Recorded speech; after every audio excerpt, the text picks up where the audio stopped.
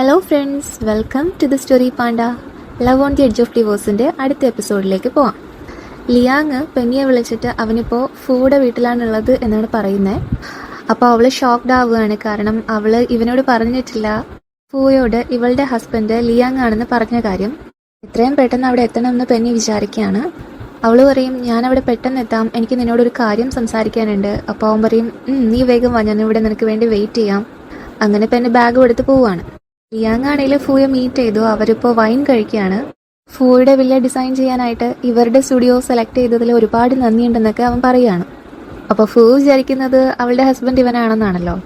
അവൻ പറയും, നിനക്ക് നല്ലൊരു ഡിസൈനറായിട്ടുള്ള പെന്നി കൂടെ ഉണ്ടല്ലോ. ആക്ച്വലി ഞാൻ ജലസാണ് നിൻ്റെ പ്രൈവറ്റ് ലൈഫിലും അതുപോലെ കരിയർ ലൈഫിലും. പെന്നി നിൻ്റെ കൂടെ ഉണ്ടല്ലോ. ലിയാങ് ആണെങ്കിൽ വൈൻ കുറച്ച് 2 ഗ്ലാസ് കഴിച്ചത് കൊണ്ട് തന്നെ ചെറുതായിട്ടൊന്ന് ഫിറ്റാണ്.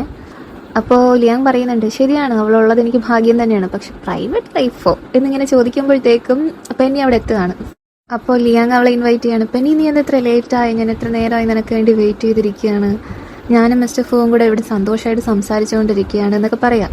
അപ്പോൾ പെന്നി ഫൂവിനോട് ചോദിക്കുകയാണ്, മിസ്റ്റർ ഫൂ, നിങ്ങളെന്താണ് പെട്ടെന്ന് ലിയാങ്ങിനെ ഡ്രിങ്ക്സ് കഴിക്കാനായിട്ട് ഇൻവൈറ്റ് ചെയ്തത്? ഫൂ പറയും, ലിയാങ് എൻ്റെ വില്ല ഡിസൈൻ ചെയ്യുന്നതിൽ ഒരുപാട് എഫേർട്ട് ഇട്ടിട്ടുണ്ട്, അതുകൊണ്ട് തന്നെയാണ് ഞാൻ അവനെ ഇൻവൈറ്റ് ചെയ്തത്, അതിലൊരു തെറ്റുമില്ലല്ലോ. അപ്പോൾ ലിയാങ് ആണെങ്കിൽ ഇങ്ങനെ കൈയൊക്കെ കൂപ്പിയിട്ട് താങ്ക്സ് എന്ന് കാണിക്കുകയാണ്.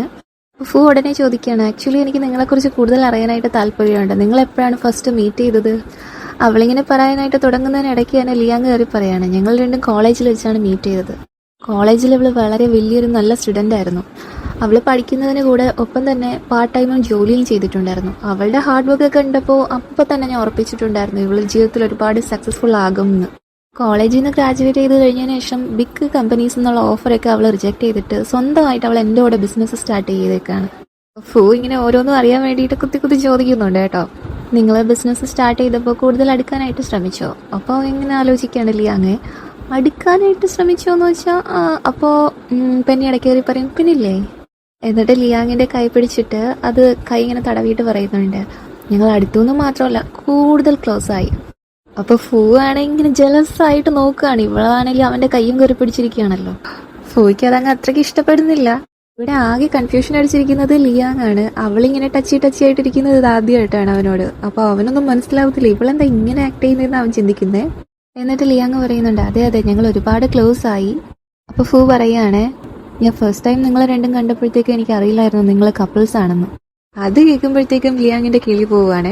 അവൻ കുടിച്ചുകൊണ്ടിരുന്ന വൈനിൽ ചോക്കിയാണ് പെട്ടെന്ന്. അപ്പോൾ ഇവനൊന്നും പുറത്ത് പറയേണ്ടെന്ന് കരുതി പെന്നി ഇടയ്ക്ക് കയറി പറയും, ഞങ്ങൾക്ക് ഫാമിലി മാറ്ററും ബിസിനസ്സും കൂടി മിക്സ് ചെയ്യണമെന്ന് താല്പര്യമില്ലായിരുന്നു. ആളുകൾ ചുമ്മാ ഗോസിപ്പ് ചെയ്യത്തില്ലേ, അതുകൊണ്ട് ഞങ്ങളത് അധികം ആരോട് പറഞ്ഞിട്ടില്ല. അപ്പോൾ ലിയാങ് ആണെങ്കിൽ ഇങ്ങനെ അവളെ കൈ കാണിക്കുന്നുണ്ട്, ഇവളെന്താണ് ഈ പറയുന്നതെന്നും വെച്ചിട്ട്. അതോടൊപ്പം തന്നെ അവൻ ചുമയ്ക്കുന്നുമുണ്ട്. അപ്പോൾ പെന്നിയാണെങ്കിൽ അവൻ്റെ കോളർ പിടിച്ച് പിറകിലോട്ട് മാറ്റിയിട്ട് സംസാരിക്കുകയാണ്. അവൾ ലിയാങ്ങിനോട് പറയും, ഇപ്പം ഞാൻ പറയുന്നത് പോലെ ആക്ട് ചെയ്തേക്ക്, എല്ലാം നിന്നോട് ഞാൻ പിന്നീട് എക്സ്പ്ലെയിൻ ചെയ്ത് തരാം, ഇവിടെ വെച്ചൊന്നും പൊട്ടിക്കരുത് എന്നൊക്കെ പറയുകയാണ് അവൾ. ഇവരെന്താ ബാക്കിൽ സംസാരിക്കുന്നതെന്ന് അറിയാനായിട്ട് ഫൂയും ഇങ്ങനെ എത്തി നോക്കുന്നുണ്ട്. പെന്നി ലിയാങ്ങിനോട് പറയും, നീ അധികം കുടിക്കണ്ട. അപ്പോൾ ലിയാങ് ആണെങ്കിൽ ഇങ്ങനെ ആകെ കൺഫ്യൂഷൻ അടിച്ചിരിക്കുകയാണ്, എന്താ ഇവിടെ നടക്കുന്നതെന്ന് അറിയാണ്ട്.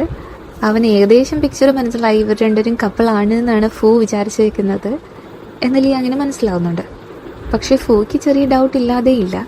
അപ്പം എനിക്ക് തണുപ്പ് തോന്നുന്നത് കാരണം അവൾ കൈ രണ്ടും ഇങ്ങനെ ക്ലോസ് ആക്കി പിടിക്കുകയാണ്. അത് കാണുന്ന ഫൂ ആണെങ്കിൽ അവളോട് ചോദിക്കും, നിനക്ക് തണുക്കുന്നുണ്ടോ? അപ്പോൾ അവൾ പറയും, കുഴപ്പമൊന്നുമില്ല. ഉടനെ തന്നെ അവൻ്റെ കോട്ട് പോയി അവളെ കൊണ്ടുവന്ന് കവർ ചെയ്യുകയാണ്. ഇതിൻ്റെ ആവശ്യമില്ല, കുഴപ്പമില്ല എന്ന് പറയുമ്പോൾ അവൻ പറയും, മിണ്ടായിരിക്കുക, അതിട്ടേക്ക് എന്ന് പറയും. എന്നിട്ട് അതിങ്ങനെ ബട്ടൺസ് ഇട്ടുകൊണ്ടിരിക്കുമ്പോഴത്തേക്കും ലിയാങ് ആണെങ്കിൽ ഇവിടെ എന്താ നടക്കുന്നത് എന്നിങ്ങനെ ചിന്തിക്കുകയാണ്. അവൻ ടോട്ടലി ക്ലൂലെസ് ആണ് ഈ സമയത്ത്. അവൻ എന്തോ മനസ്സിലായതുപോലെ ആക്ട് ചെയ്തിട്ട് ഉടനെ അവൻ്റെ കോട്ട് ഊരിയിട്ട് ഫൂയുടെ പുറത്തിട്ട് കൊടുക്കുകയാണ്. അപ്പോൾ ഫൂ ഇങ്ങനെ തിരിഞ്ഞു നോക്കുന്നുണ്ട്. ലിയാങ് പറയും, ഫൂ നിങ്ങൾക്കും തണുക്കുന്നില്ലേ, അതുകൊണ്ട് എൻ്റെ കോട്ടിട്ടോളൂ. ആ സമയത്ത് ഫൂ ആണെങ്കിൽ അവനെ ഇൻവൈറ്റ് ചെയ്യാണ്. അവൻ്റെ അടുത്ത ഹോട്ടൽ അടുത്ത ആഴ്ച ഓപ്പൺ ചെയ്യും, അപ്പോൾ അവിടേക്ക് വരണം എന്ന് പറഞ്ഞ് അവനെ ഇൻവൈറ്റ് ചെയ്യുന്നു. അപ്പോൾ പെന്നി പറയുന്നുണ്ട്, അതിൻ്റെ ആവശ്യമില്ല ഫൂ. അപ്പോൾ ഫൂ പറയും, ഇല്ല നീയും വരണം എന്നും പറഞ്ഞ് അവൻ പോവുകയാണ്. അത് കഴിഞ്ഞ് അവൻ്റെ ഹോട്ടലിലേക്ക് ഇവർ രണ്ടും കൂടി വന്നേക്കാണ്. അവർ പൂൾ സൈഡിൽ ഇങ്ങനെ എൻജോയ് ചെയ്ത് നടക്കുകയാണ്. അതിൻ്റെ പിന്നിലൊരു ഉദ്ദേശം കൂടിയുണ്ട്, ഇവരൊരു കപ്പിളാണെന്ന് ഫൂയെ തെറ്റിദ്ധരിപ്പിക്കണം. ഫൂ കാണുമ്പോഴൊക്കെ ഇവർ ക്ലോസ് ആയിട്ട് നിൽക്കാനായിട്ട് ശ്രമിക്കുന്നുണ്ട്. ആക്ച്വലി ലിയാങ്ങിന് വലിയ താല്പര്യമില്ല, അവളാണ് അവനെ പുഷ് ചെയ്യുന്നത്. ഫൂ ഇങ്ങനെ നിന്ന് നോക്കുമ്പോഴത്തേക്കും ഇവർ രണ്ടും കൈയോട് കൈ ചേർത്ത് പൂളിൻ്റെ സൈഡിൽ കൂടെ ഇങ്ങനെ നടക്കുകയാണ്. ഫൂ ശ്രദ്ധിക്കുന്നുണ്ടെന്ന് മനസ്സിലാക്കിയ പെന്നി ഉടനെ ഇവനെ തള്ളി വെള്ളത്തിലോട്ടിടും. എന്നിട്ട് മുത്തേ നീ ഓക്കെ ആണോ എന്നൊക്കെ ചോദിക്കുന്നുണ്ട് അവനോട്. അപ്പൊ ലിയാങ്ങാന്റെ ഫേസ് എക്സ്പ്രഷൻ എന്ന് വെച്ചാൽ തള്ളി വെള്ളത്തിലിട്ടിട്ട് നീ ഇത് എന്തൊക്കെയാ സംസാരിക്കുന്നതെന്നുള്ളതാണ്. ഇവര് ഹസ്ബൻഡ് ആൻഡ് വൈഫാണ്, കപ്പിളാണ് എന്ന് ഫൂ മനസ്സിലാക്കണം. അതിനു വേണ്ടിയിട്ടാണ് അവളിങ്ങനെ കാണിക്കുന്നത്. അവളും പൂളിലേക്ക് ചാടി ഇറങ്ങിയിട്ട് അവൻ്റെ അടുത്തേക്ക് പോവുകയാണ്. എന്നിട്ട് അവനെ ഹഗ് ചെയ്ത് നിൽക്കും. എന്നിട്ട് അവനോടും പറയും എന്നെ ഹഗ് ചെയ്യുക, അവൻ നോക്കുന്നുണ്ട്. അപ്പൊ ഫോൺ ഇതൊക്കെ കാണുമ്പോൾ ആക്ച്വലി ജലസാണ് ആവുന്നത്. അവൻ ഫോൺ വിളിച്ചിട്ട് ആരോടോ ലോഞ്ചിലോട്ട് വരാൻ പറയും. ലിയാങ്ങാണേലും ശ്വാസം പിടിച്ചുകൊണ്ടാണ് ഇതൊക്കെ അഭിനയിക്കുന്നത്. അപ്പോൾ ഫൂ പോയോന്ന് ഇടയ്ക്കിടയ്ക്ക് അവളോട് ചോദിക്കുന്നുണ്ട്. അവൻ പോയിന്ന് കാണുമ്പോഴത്തേക്കും നേരെ ശ്വാസം വിടും അവൻ. അപ്പോൾ ലിയാങ് ചോദിക്കുന്നുണ്ട് ഫൂക്ക് വല്ലതും മനസ്സിലായോ? പെന്നി പറയും ഇല്ല, നമ്മുടെ അഭിനയം പൊളിയായിരുന്നല്ലേ. അപ്പോൾ ലിയാങ് പറയും ഞാൻ പോയി നമുക്ക് കുടിക്കാൻ എന്തെങ്കിലും എടുത്തിട്ട് വരാം എന്നും പറഞ്ഞ് പൂളിൽ നിന്ന് കയറി പോവാണേ. ലിയാങ് അവനും അവൾക്കും വേണ്ടിയിട്ടുള്ള ഡ്രിങ്ക്സ് എടുത്തുകൊണ്ട് വരുമ്പോഴത്തേക്കും ഹോട്ടൽ മാനേജർ അവനോട് വന്ന് പറയും നിങ്ങൾ ഉപയോഗിച്ചുകൊണ്ടിരുന്ന പൂള് ഇപ്പോൾ റിപ്പയർ ചെയ്തുകൊണ്ടിരിക്കുകയാണ്, അകത്ത് വേറെ പൂളുണ്ട്, അങ്ങോട്ടേക്ക് പോകാമെന്നും പറഞ്ഞ് അവനെ അങ്ങോട്ടേക്ക് കൊണ്ടുപോകും. അപ്പോൾ അവൻ പറയും ഞാനിപ്പോൾ ഉപയോഗിച്ചുകൊണ്ടിരുന്നതല്ലേ ഉള്ളൂ, അതിനിടയ്ക്ക് റിപ്പയർ ആക്കാൻ പോവുകയാണോ? മാനേജർ അവനെ വിളിച്ചും കൊണ്ട് അങ്ങോട്ട് പോവും. പെന്നി ഇപ്പോൾ പൂളിൽ ഒറ്റയ്ക്കാണല്ലോ ഉള്ളത്. അവളിങ്ങനെ കുറേ നേരം വെയിറ്റ് ചെയ്തിട്ടും ലിയാങ് അങ്ങോട്ടേക്ക് വരാത്തത് കാരണം പൂളിൽ നിന്ന് കയറാൻ പോവുകയാണ്. ആ സമയത്ത് പൂളിൽ ഒരാൾ പ്രത്യക്ഷപ്പെടുകയാണ്. ഫൂയാണത്. അവൾ നേരത്തെ കാണിച്ച ആക്ടിങ്ങിനൊക്കെ പ്രതികാരം എന്ന നിലയിൽ അവൻ വന്നിട്ട് അവളെ കിസ് ചെയ്യും. അവള് തള്ളി മാറ്റാനൊക്കെ ശ്രമിക്കുന്നുണ്ട്, പക്ഷെ നടക്കുന്നില്ല. ലാസ്റ്റ് അവളിങ്ങനെ അവനെ പുഷ് ചെയ്തിട്ട് വിഷമിച്ചിട്ട് മുകളിൽ കയറി പോവുകയാണ്. അത് കഴിഞ്ഞ് ഡ്രസ്സ് ചേഞ്ച് ചെയ്യുന്ന ലോക്കർ റൂമുണ്ട്.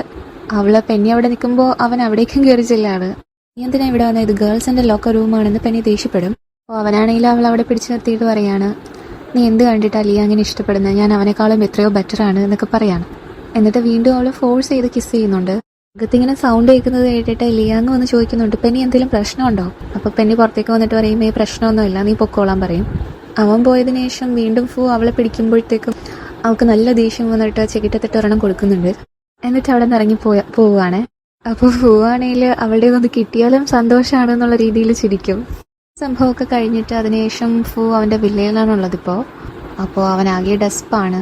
പെന്നിയാണെങ്കിൽ ഇവനും ടോട്ടലി ഇഗ്നോർ ചെയ്യുന്നുണ്ട്. അവൻ്റെ മെസ്സേജിനൊന്നും റിപ്ലൈ കൊടുക്കുന്നില്ല, അവനെ കാണാൻ പോലും കൂട്ടാക്കുന്നില്ല. അപ്പോൾ അവന് മൊത്തത്തിലെ വിഷമമാണ്. ചെൻ അങ്ങോട്ടേക്ക് വരുന്നുണ്ട്. ചെൻ വന്നിട്ട് ചോദിക്കും എന്താ ഫൂ, എന്താ ഇത്രയും മൂഡ് ഔട്ട്? അപ്പോൾ ഫൂ ചെന്നിനോട് പറയും എനിക്കൊരു ഫ്രണ്ടുണ്ട്, അവൻ ഇഷ്ടപ്പെടുന്ന പെണ്ണാണെങ്കിൽ അവനെ ടോട്ടലി ഇഗ്നോർ ചെയ്യാണ്. മുഴുവൻ സമയവും അവളുടെ ഹസ്ബൻഡിൻ്റെ കൂടെയാണ് ചിലവഴിക്കുന്നത്. അതിനിപ്പോൾ എന്താ ചെയ്യുക? വല്ലാത്തൊരു ചോദ്യമായി പോയത്.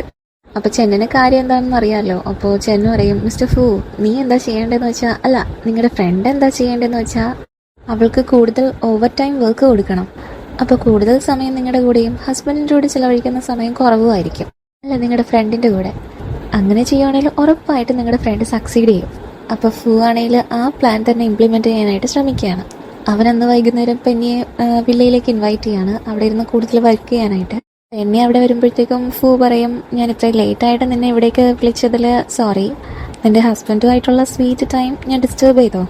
പെന്നി പറയും അത് കുഴപ്പമൊന്നുമില്ല, വർക്കാണ് ഏറ്റവും മുഖ്യം. അവളവിടെ ഇരിക്കുമ്പോൾ ഓരോന്നായിട്ട് ഇങ്ങനെ ഡിസ്കസ് ചെയ്യാണ്. ഞാൻ ആക്ച്വലി നിന്നെ വിളിച്ചത് എൻ്റെ ഡെക്കറേഷൻ സ്റ്റൈലിനെ കുറിച്ച് കുറച്ച് ഡീറ്റെയിൽഡ് ആയിട്ട് സംസാരിക്കാൻ തന്നെയാണ്. ഇന്ന് ഞാൻ അതിനെക്കുറിച്ച് ആലോചിച്ചപ്പോഴത്തേക്കും എനിക്ക് കുറച്ച് ഇൻസ്പിറേഷൻ ഉണ്ടായി. എനിക്ക് ഇൻസ്പിറേഷൻ ഉണ്ടായ അതിനെക്കുറിച്ച് ഉടനെ തന്നെ നിന്നോട് പറയണമെന്ന് തോന്നി. അതുകൊണ്ടാണ് നിന്നെ ഉടനെ ഇങ്ങോട്ടേക്ക് വിളിപ്പിച്ചത്. അവൾ പറയും എനിക്ക് മനസ്സിലായി മിസ്റ്റർ ഫൂ, നിങ്ങൾ പറഞ്ഞോളൂ.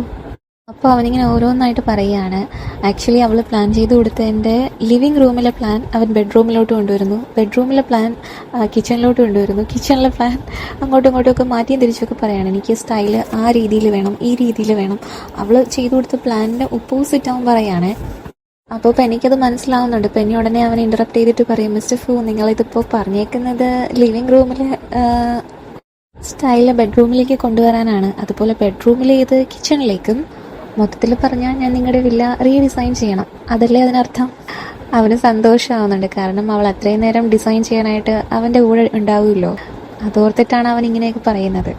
അങ്ങനെ അവൾ അവിടെ ഇരുന്ന് വർക്ക് ചെയ്ത് പിറ്റേ ദിവസം രാവിലെ ആകും. അവസാനം അവൾ പറയുകയാണ് മിസ്റ്റർ ഫൂ ഞാൻ നിങ്ങളുടെ വില്ല റീഡിസൈൻ ചെയ്തിട്ടുണ്ട്, അത് നിങ്ങളുടെ ഇമെയിലിലേക്ക് ഞാൻ അയച്ചിട്ടുണ്ട്, വേറെ എന്തെങ്കിലും ഉണ്ടെങ്കിൽ എന്നോട് പറഞ്ഞാൽ മതി. അപ്പോൾ അവൻ പറയും ആര് പറഞ്ഞു കഴിഞ്ഞു എന്ന്. എന്നിട്ട് അവൻ ഒരു ലോഡ് ഡോക്യുമെൻറ്റ്സ് എടുത്തുകൊണ്ട് അവളുടെ ടേബിളിൻ്റെ മുകളിൽ കൊണ്ട് വെക്കുകയാണേ. നീ ഇതിനെക്കുറിച്ച് കൂടുതൽ ഡീപ്പായിട്ട് മനസ്സിലാക്കണമെന്ന് എനിക്ക് ആഗ്രഹമുണ്ട്, അതുകൊണ്ട് ഈ ഡോക്യുമെൻറ്റ്സ് എല്ലാം വായിച്ച് മനസ്സിലാക്കേണ്ടതുണ്ട്. അങ്ങനെ ചെയ്യണമെന്നുണ്ടെങ്കിൽ നീ ഇവിടെ സ്റ്റേ ചെയ്ത് വർക്ക് ചെയ്യേണ്ടി വരും. അപ്പോൾ അവൾ ചിരിച്ചുകൊണ്ട് തന്നെ പറയാണ് ഞാൻ എൻ്റെ ജോബ് ഫിനിഷ് ചെയ്യും. എന്നിട്ട് മനസ്സിലാലോചിക്കുകയാണ് തെണ്ടി അവൻ റിവഞ്ച് എടുക്കുകയാണ്. പക്ഷേ അവൾ അത് ചലഞ്ചായിട്ട് തന്നെ ഏറ്റെടുക്കുകയാണ്. വർക്കിൻ്റെ കാര്യം വരുമ്പോൾ അവൾ സീരിയസ് ആണ്. ക്ലയൻറ്റ് എങ്ങനെയൊക്കെ ആവശ്യപ്പെടുന്നു അതുപോലെയൊക്കെ ഫുൾ റീഡ് ചെയ്ത് അവരുടെ സ്റ്റൈലിൽ റീഡിസൈൻ ചെയ്ത് കൊടുക്കാനും അവൾ തയ്യാറാണ്. അപ്പോൾ നന്നായിട്ട് തന്നെ അവൾ ഹാർഡ് വർക്ക് ചെയ്യുന്നുണ്ട്. അവൾ അന്നും വർക്ക് ചെയ്ത് ഈവനിങ് ആയി. അപ്പോൾ ഫു ആണെങ്കിൽ ഓഫീസിൽ പോയിട്ട് തിരിച്ചു വരികയാണ്. നേരെ അവളുടെ അടുത്തേക്ക് വരും. ഇതോടെ ഈ എപ്പിസോഡ് കഴിയാണ്. അടുത്ത എപ്പിസോഡ് ഉടനെ തന്നെ അപ്ലോഡ് ചെയ്യുന്നതായിരിക്കും. സ്നേഹത്തോടെ signing off the story Panda.